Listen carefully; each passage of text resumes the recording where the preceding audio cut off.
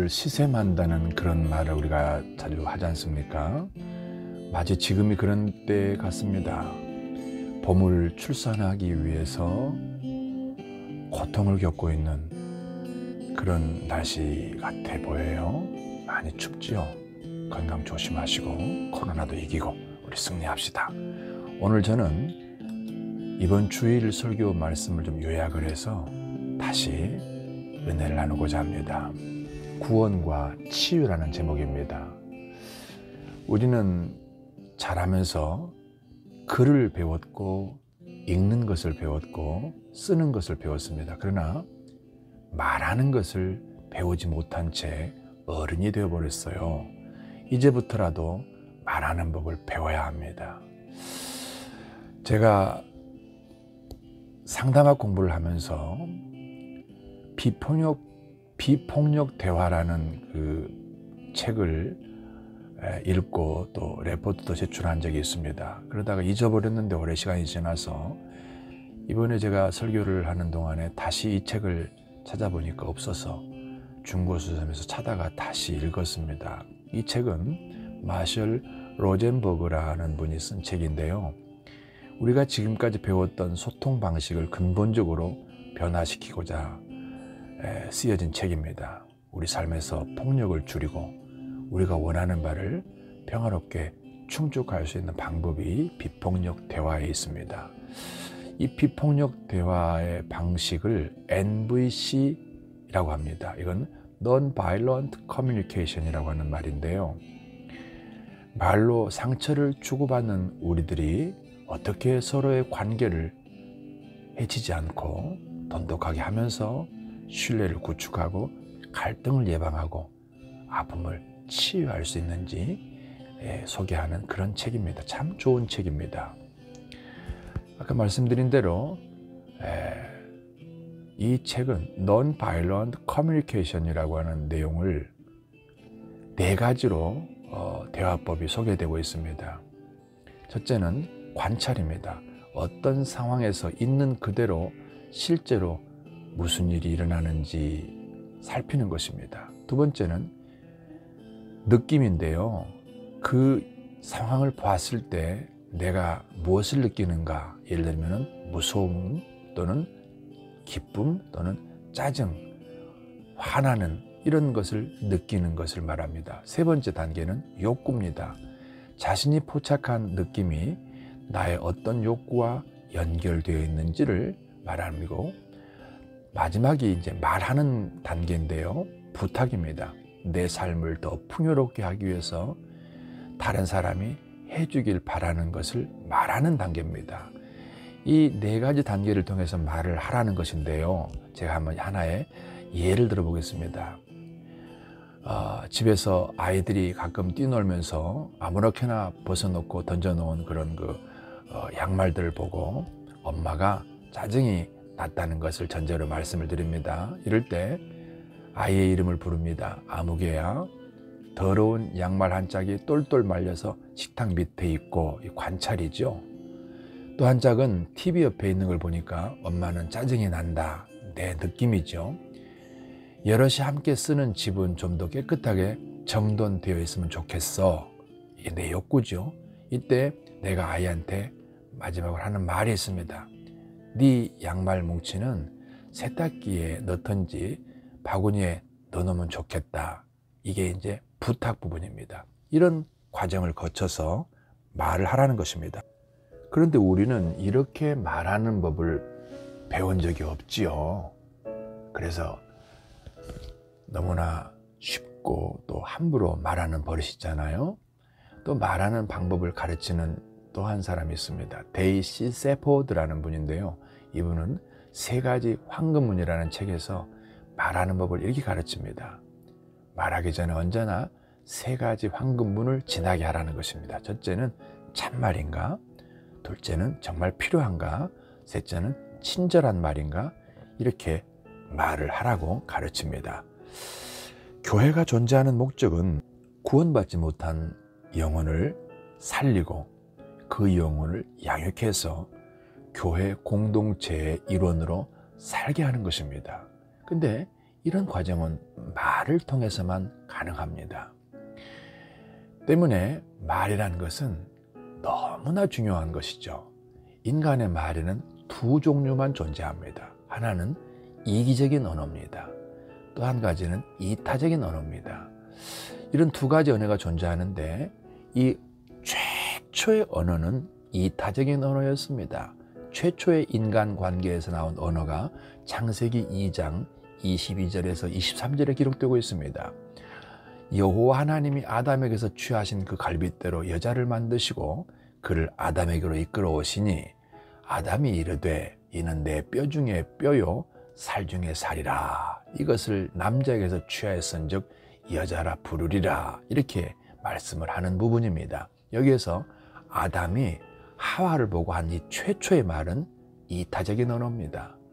다시 말하면 배려하고 존중하고 화목해하고 또 위로하는, 인정해주는 그런 언어였다는 말인 것입니다. 이것이 구원받은 성도가 사용해야 되는 바로 성령의 언어입니다. 성령의 언어는 이타적인 언어예요. 다시 말하면 나보다는 다른 사람을 위해서, 다른 사람을 배려하고 존중하고 위로하고 세워주는 말이 바로 이타적인 언어인 것입니다. 또 하나의 언어는 이기적인 언어인데요. 원죄 이후에 생겨난 언어입니다. 원죄 이후에 인간은 타락하면서 동시에 언어마저 타락했습니다. 창세기 3장 11절 이하에 보면은 이르시되 누가 너의 보셨음을 네게 알렸느냐? 내가 너에게 먹지 말라 명한 그 나무 열매를 네가 먹었느냐? 아담이 이르되 하나님이 주셔서 나와 함께 있게 하신 여자 그가 그 나무 열매를 내게 주므로 내가 먹었나이다. 여호와 하나님이 여자에게 이르시되 네가 어찌하여 이렇게 하였느냐? 여자가 이르되 뱀이 나를 꿰므로 내가 먹었나이다. 이 대화 내용을 들어보면 철저히 이기적인 언어입니다. 나의 이익을 위해서 편을 가르고 책임을 전가하는 언어입니다.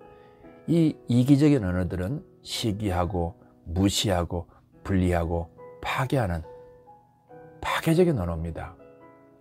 로마서 16장 17절 말씀에는 교회 안에 이런 자들이 있다는 것입니다. 형제들아 내가 너희를 권하노니 너희 교훈을 거스려 분쟁을 일으키고 거치게 하는 자들을 살피고 저희에게서 떠나라.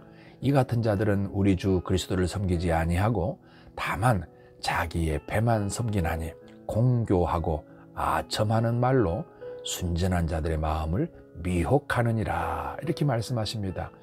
교회 공동체 안에서 자기 이익을 위해서 말로 이간질하고 편가르기를 하고 무너지게 하는 것입니다.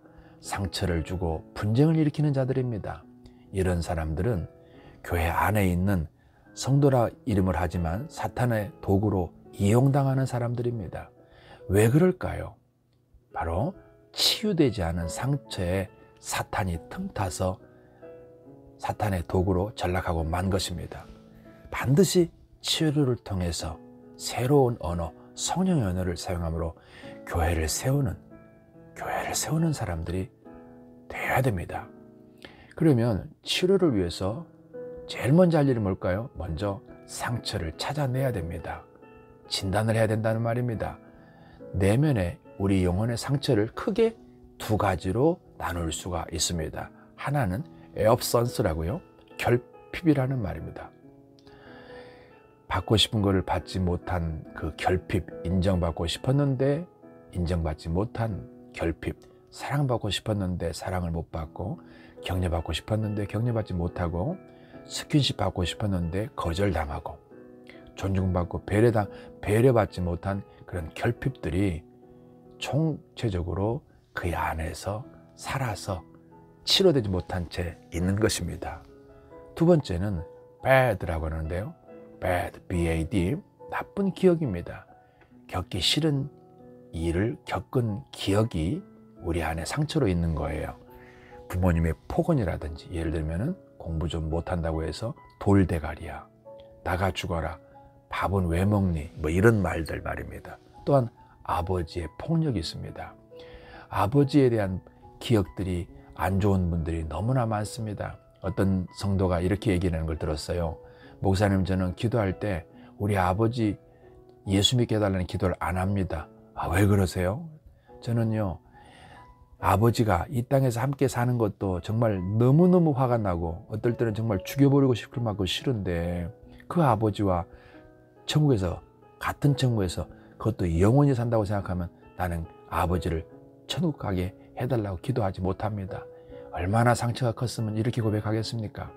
또 나쁜 기억 중에 어릴 때 반항할 수 없고 거절할 수 없을 때 성폭행을 당한 기억들이 평생 나쁜 기억으로 남아서 그 인생을 불행하게 만드는 것입니다. 문제는 우리 안에 상처가 그대로 남아있으면 독소가 되고, 이 상처가 결국 언어가 되어서 인간관계를 무너지게 하는 것입니다. 이런 상처난 상태로 어른이 되어서 결혼을 해도 부간에 문제가 생깁니다. 말로 말입니다. 형제간에도 문제가 생깁니다. 친구관계, 사회관계, 직장에서 어디든지 이 말로 말미암아 문제를 일으키는 그 원인 제공자가 되는 것입니다. 그러면 과연 치유가 가능할까요? 네, 이 치유가 가능한다는 말씀을 드리기 위해서 제가 한 사람을 소개하겠습니다. 1623년에 프랑스에서 세무원장의 아들로 태어난 파스칼이라는 사람입니다. 그는 어렸을 때부터 매우 영리했다고 합니다. 14살 때 과학자들의 모임에 참석을 했고, 계산기를 만드는 등 수학과 물리학에서 뛰어난 재능을 발휘한 사람입니다. 이분이 자신의 똑똑한 머리를 너무 믿어서인지 절대자 또는 하나님에 대한 관심이 없었다 그래요. 그러다가 1654년에 파스칼은 인생에서 잊을 수 없는 그의 표현에 의하면 불의 밤이라는 걸 경험하게 됩니다. 말하자면 강력한 영적 체험이지요. 그 신비스러운 체험에 온 몸과 영혼이 사로잡힌 그는 기록을 합니다. 양피 조각에다가 그 체험을 기록을 하는데 이렇게 말합니다. 거기에 먼저 빛으로 둘러싸인 십자가를 먼저 그려놓고 그 옆에 이렇게 썼다고 합니다. 예수 그리스도, 예수 그리스도. 나는 당신을 저버리고 도망가고 부인하고 십자가에 못 박은 사람입니다. 이제 나는 절대로 당신을 떠나지 않을 것입니다. 이런 회심의 고백이 새겨져 있다는 것입니다. 그런데 이 사람의 사후에 이렇게 메모한 것들을 모아서 펴낸 책이 팡세입니다. 이 팡세 안에 파스칼의 메모 중에 이런 글이 있습니다. 모든 사람에게는 오직 하나님만이 채울 수 있는 하나님이 만드신 공간이 있다, 이렇게 표현하는 이 부분입니다. 참 너무나 가슴에 와닿는 말입니다. 사람은 세상의 모든 걸 다 가져도, 예를 들어서 아무리 넓고 고급 아파트에서 비싼 아파트에 살아도, 학벌이 좋아도, 세상 지위가 높아도 그것으로는 우리 내면의 갈증을 채울 수가 없습니다. 우리 내면의 공허함을 채울 수가 없습니다. 우리 안에 무엇인지 모르지만 가슴이 뻥 뚫린 이 가슴에 이 찬바람을 막을 길이 없습니다. 채울 수가 없습니다. 그걸 채우기 위해서 술을 먹고 도박을 하고 마약을 하고 온갖 범죄를 저지르면서 살지만 그것은 채워질 수가 없습니다. 그 공간이 바로 하나님이 오셔야만 채울 수 있다는 공간이라는 것입니다. 여기에 관련해서 전도서 3장 11절 이하에는 하나님이 또 사람에게는 영원을 사모하는 마음을 주셨다는 것입니다. 하나님을 그리워하는 본질적 그리움이 우리 내면에 존재한다는 것입니다. 그렇다면 치유를 위해서는 어떻게 해야 될까요? 치유를 위해서는, 이 영혼 치유를 위해서는 3단계가 필요합니다. 첫째, 거듭나야 됩니다. 육신으로부터 태어난 탄생은 육이요, 또 성령으로 난 것은 영이니라 하고 요한복음 3장 6절을 말씀하시면서, 이 거듭나지 아니하면 하나님 나라를 볼 수도 없고 갈 수도 없다고 요한복음 3장에서는 말씀을 합니다. 그리하여 우리는 성령의 도우심으로 하나님을 아버지라고 부를 수 있는 자격을 얻어야 되는 이 거듭남이 제1번입니다. 그렇게 되면 우리는 이전의 것은 지나가고 새 것이 되었도다, 전혀 새로운 존재로 새로 태어나는 이 과정을 제일 먼저 거쳐야 됩니다. 이것이 영적 출생이라 그럽니다. 이 두 번째는, 이 구원받은 태어난 사람이 두 번째 가질 게 뭐냐면 치료를 위해서 확신이 필요합니다. 하나님이 내 아버지가 됐고 나는 하나님의 자녀라는 사실, 나와 하나님이 가족이라는 사실에 대한 확신이 있어야 됩니다. 이 확신을 통해서 우리는 새로운 자아를 형성해 나갑니다. 그 자아가, 새로운 자아가 바뀌어진 새로 태어난 자아가 형성이 되면서 동시에 긍정 언어가 내 안에서 만들어지게 되는 것입니다. 이 확신을 위해서는 가장 중요한 몇 가지를 알아야 됩니다. 첫째는 절대로 안 버리신다는 것입니다. 신명기 31장 6절에서는 결코 너를 떠나지 아니하시며 버리지 아니할 것이라는 말씀이 있습니다. 두 번째로 버리지 아니하실 뿐만 아니라 영원토록 내 안에서 또 나와 동행하시면서 함께 해주신다는 말씀이 요한복음 14장 16절에 있습니다. 그리고 하나님께서는 내 삶의 모든 것을 돌보십니다. 베드로전서 5장 7절에 너희 염려를 다 주께 맡기라. 이는 그분께서 너희를 돌보심이라. 자녀된 우리를 돌보시는 것입니다. 뿐만 아니라 하나님은 우리를 보호하시는 보호자가 되십니다. 로마서 8장 39절에 말씀하십니다. 또한 우리의 모든 필요를 전부 다 채워주십니다. 그래서 하나님께서는 우리 삶의 필요를 미리 아시고 채워주신다는 거예요. 이게 빌립보서 4장 6절에 있습니다. 또 우리 하나님은 우리 삶 속에 동행하시면서 우리 인생을 이끌어서 우리 인생을 서게 하실 자리, 하나님의 계획이 우리 한 사람 한 사람에게 있다는 말씀을 로마서 8장 28절에서 29절이 합니다. 때문에 시편 121편 1절 2절에서는 나의 도움이 어디서 올꼬? 나의 도움이 천지를 지으신 여호와에게서로다. 하나님이 우리의 도움이시라는 것입니다. 그 크신 권능으로 우리를 도우신다는 것입니다. 놀라운 일 아닙니까? 이 하나님의 이 언약을 기반으로 한 새로운 언어가 우리 안에서 형성이 돼야 됩니다. 그렇게 되게 되면 하나님의 무제한의 사랑을 받은 우리는 남을 사랑할 수 있는 언어, 칭찬하는 언어, 격려하고 위로하고 치료하는 언어, 세우는 언어를 하게 되는 것입니다. 자, 그걸 위해서는 세 번째 단계입니다. 치유가 필요합니다. 치료가 돼야 되겠죠. 새로운 자아 형성을 위해서는 새로운 말씀을 들어야 됩니다. 인간은 최초의 사람이 엄마예요. 엄마를 통해서 인간은 자아가 형성이 되고 그 엄마를 통해서 만들어진 자아가 언어를 동시에 형성한다고 제가 여러 차례 말씀을 드렸습니다. 그래서 육신의 성장 과정이 그렇듯이 영적 탄생과 성장 과정 또한 똑같습니다.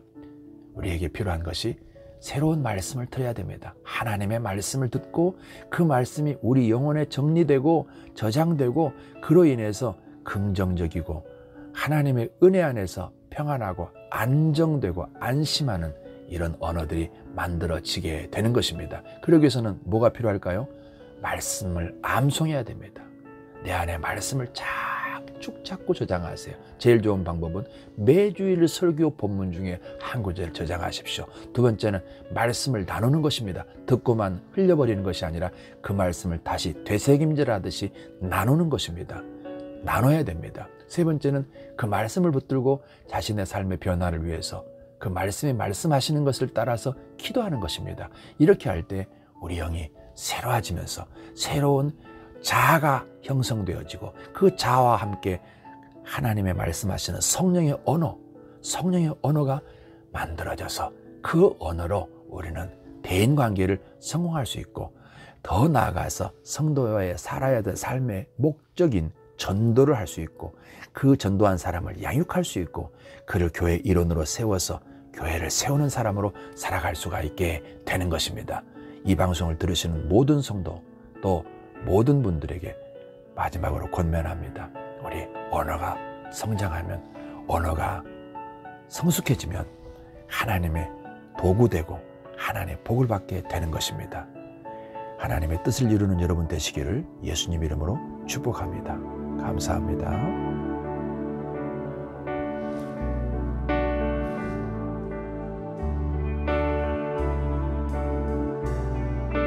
나의 예수 온 맘 다해 사랑해요. 나의 예수 온 맘 다해 경배해요. 예수님께 온 맘 다해 순복해요. 영원토록 찬양을 드립니다. 나의 예수 온 맘 다해 사랑해요. 나의 예수 온 맘 다해 경배해요.